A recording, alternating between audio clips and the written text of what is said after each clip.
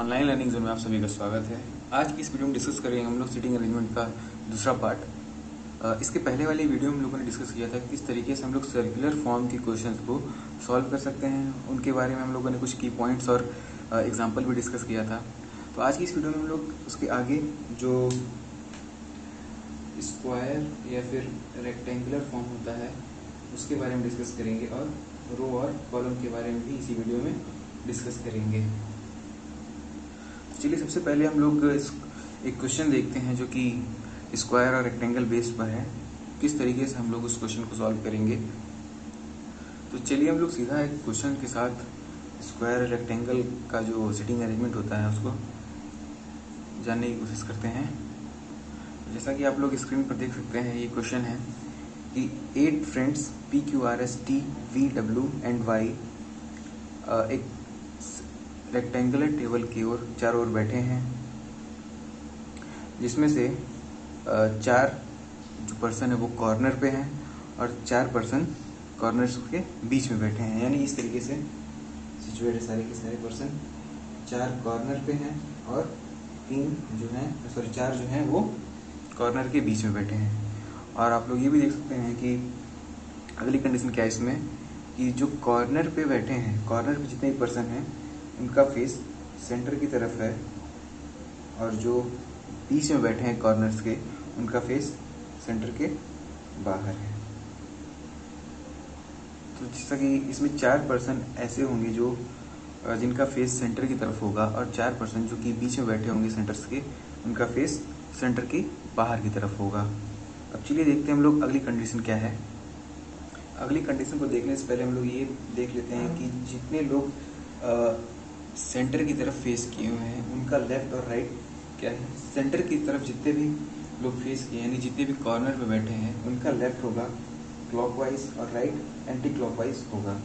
और जो सेंटर के बीच में बैठे हैं जिनका फेस आउटसाइड द सेंटर यानी सेंटर के अपोजिट डायरेक्शन में है, उनके लिए लेफ्ट होगा हमारा एंटी क्लॉकवाइज और राइट होगा क्लॉकवाइज। तो ये ध्यान रखिएगा आप लोग। अब देखते हैं कि कंडीशन क्या है हमारी। P who faces the center third to the right of V, यानी कि P एक ऐसी जगह बैठा है जहाँ से वो सेंटर की ओर फेस कर रहा है और वो V के थर्ड राइट में है। तो हम P को सेंटर वाले पोजीशन में बैठा देते हैं, यानी ऐसी पोजीशन में बैठा देते हैं जहाँ से उसका फेस सेंटर की तरफ है। और अगली कंडीशन क्या है कि वो V के थर्ड राइट में है। तो हम V को किस जगह पे सिचुएट करेंगे कि P उसके थर्ड राइट में हो जाए। तो हम V को इस पोजीशन पे बैठाएंगे तो V के थर्ड राइट में हमारा P आ सकता है, फर्स्ट सेकेंड थर्ड। बाहर की ओर इसका फेस है तो राइट होगा क्लॉकवाइज और लेफ्ट एंटी क्लॉकवाइज होगा, जिस हिसाब से इसके थर्ड राइट में फर्स्ट सेकेंड थर्ड P आएगा, जो कि इस कंडीशन को फॉलो कर रहा है। अब अगली कंडीशन क्या है हमारी, T who faces the center is not an immediate neighbor of V, यानी T जो है वो सेंटर की ओर फेस किया हुआ है और V का नेबर नहीं है। तो सेंटर पे 3 ही जगह है, एक ये है और V के दोनों साइड में और एक यहाँ पर। जैसा कि कंडीशन में बताया गया है कि T V का नेबर नहीं है, यानी T को हम यहाँ पे और यहाँ पे नहीं रख सकते हैं, जिस वजह से हमारे पास एक ही ऑप्शन बचा है T के लिए, वो है यहाँ पर। तो यहाँ पर हम T को सिचुएट कर देंगे जिसका फेस सेंटर की ओर है और वो V का नेबर भी नहीं है। तो ये वाली कंडीशन भी ये वाली कंडीशन भी फॉलो हो रही है यहाँ पर। अब बढ़ते हैं अगली कंडीशन की ओर। अगली कंडीशन क्या है, only 1 person sit between V and W, V और W के बीच में केवल एक ही पर्सन है।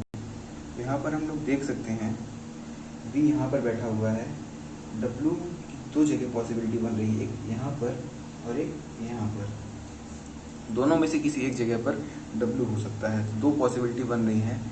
तो अगर से हम लोग ऐसे ही करेंगे तो आगे जाकर थोड़ी बहुत कन्फ्यूज़न बनेगी हमारी। तो कन्फ्यूज़न से बचने के लिए हम एक डायग्राम और बना लेते हैं। तो मैंने ये दूसरा डायग्राम बना लिया है। अब इस डायग्राम में जैसा कि बताया गया था कंडीशन में कि वी और डब्ल्यू के बीच में केवल एक पर्सन है और डब्ल्यू की दो पॉसिबिलिटी बन रही थी। तो एक पॉसिबिलिटी में हम लोग डब्ल्यू को वी के लेफ्ट में सिचुएट करा देते हैं और दूसरी पॉसिबिलिटी में डब्ल्यू को वी के राइट में प्लेस कर देते हैं, जिससे कि ये वाली कंडीशन भी फॉलो हो जाती है हमारी। अब बढ़ते हैं हम लोग अगली कंडीशन की तरफ। अगली कंडीशन क्या है कि S sit second to the right of Q, यानी क्यू के सेकेंड राइट में एस है। इस कंडीशन के लिए सबसे पहले हम लोग इस वाले डायग्राम में क्यू और एस की पोजीशनिंग करेंगे। क्यू के सेकेंड राइट में एस है।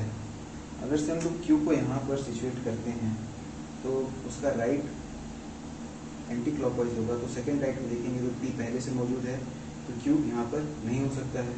और कौन सी जगह बचती है यहाँ पर? अगर से हम क्यू को सिचुएट करते हैं तो उसका राइट सेकेंड राइट में एस यहाँ पर प्लेस हो सकता है।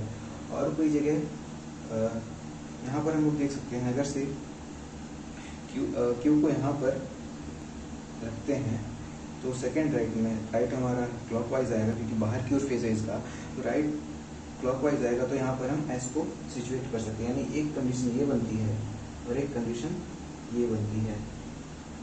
दोनों में से कोई एक सिचुएशन इस वाले डायग्राम में सही होगी। अब बात करते हैं इस वाले डायग्राम में। इस वाले डायग्राम में भी सेम क्यू को अगर हम यहाँ सिचुएट करते हैं तो एस यहाँ पे होगा।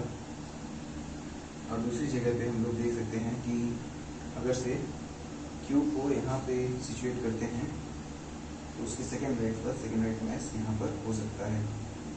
इस डायग्राम में भी कोई एक सही होगा। अब आगे बढ़ते हैं हम लोग अगली कंडीशन पे। अगली कंडीशन क्या है हमारी कि क्यू फेसेस द सेंटर।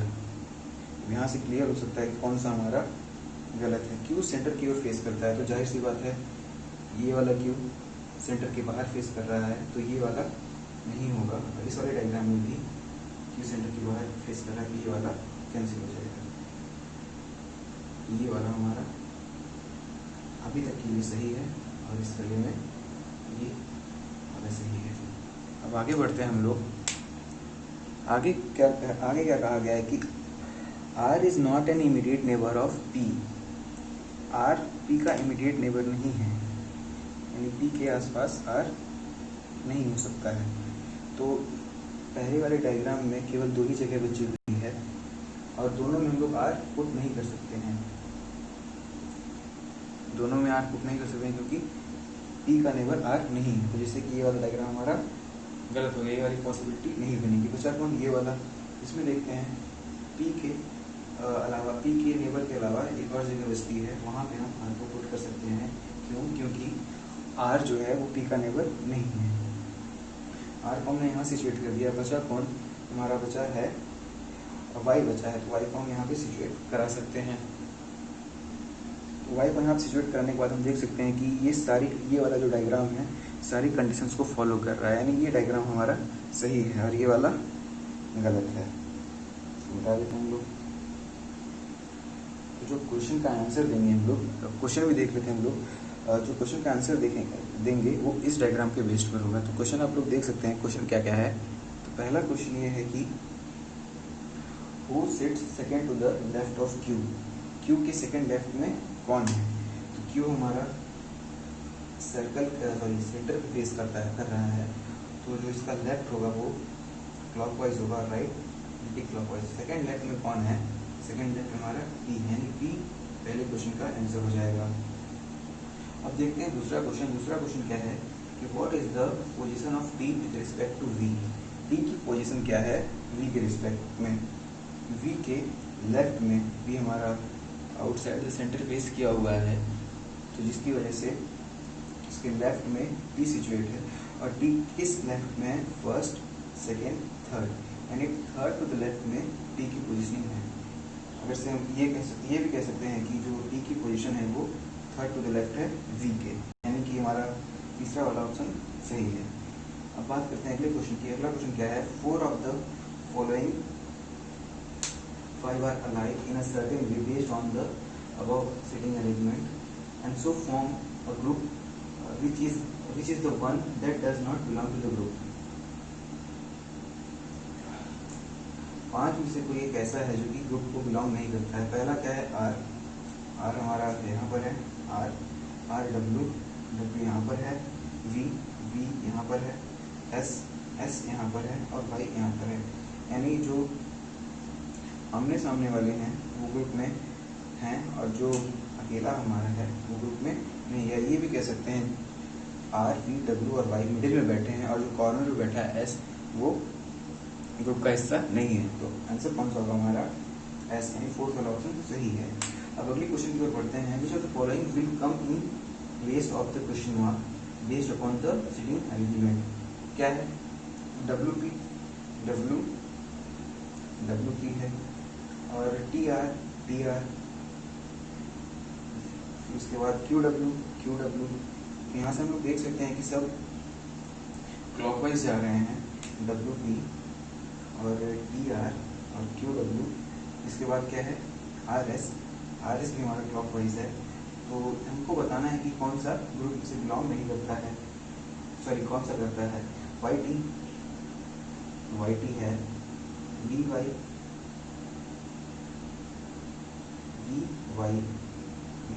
नहीं है, VQ है, PY है। यानी कि अरेंजमेंट से देख सकते हैं तो पहला वाला जो ऑप्शन है वो सही है, YT। तो यानी कि पहला वाला ऑप्शन हमारा सही होगा। तो आशा करता हूँ कि ये क्वेश्चन आप लोगों को समझ में आया होगा। अब बढ़ते हैं हम लोग रो और कॉलम वाले क्वेश्चन की तरफ। रो और कॉलम वाली क्वेश्चन की तरफ बढ़ने से पहले मैं आप लोग से रिक्वेस्ट है कि अगर से आप लोग को ये वीडियो पसंद आ रही है तो प्लीज़ इस वीडियो को लाइक करें और चैनल को सब्सक्राइब कर दीजिए। चलिए अब देखते हैं हम लोग रो और कॉलम के जो फॉर्म होते हैं उस पर कैसे क्वेश्चन पूछा जाता है। तो स्क्रीन पे आप लोग क्वेश्चन देख सकते हैं। क्वेश्चन है कि 11 स्टूडेंट्स ABCDEFGHIJK जो कि टीचर फर्स्ट रो में बैठे हैं और टीचर की ओर फेस किए हुए हैं। तो यहाँ से हम लोग क्या करेंगे? हाँ, जो एग्ज़ाम में जब क्वेश्चन को सॉल्व करेंगे तो सारा क्वेश्चन एक साथ पढ़ने की ज़रूरत नहीं रहती है। जैसे अगर से हम लोग ऐसा करेंगे तो सारा टाइम हमारा वेस्ट होता चला जाएगा। एक लाइन पढ़ के उसकी हम कोडिंग कर लेंगे या फिर उसका डायग्राम बना लेंगे, वो ज़्यादा बेनिफिशियल रहेगा हमारे लिए। तो इसीलिए मैं जितना हो सकता है उतना कम पढ़ करके डायग्राम पे शो करने की कोशिश कर रहा हूँ उसको। तो पहली कंडीशन ये दी हुई है कि 11 स्टूडेंट्स जो कि A to K हैं वो फर्स्ट रो में बैठे हुए हैं और टीचर की ओर फेस है। तो सपोज कर लेते हैं टीचर हमारा इस तरफ बैठा हुआ है और उसका फेस साउथ की ओर है। तो जितने 11 स्टूडेंट्स हैं उनका फेस किस तरफ होगा? नॉर्थ की तरफ।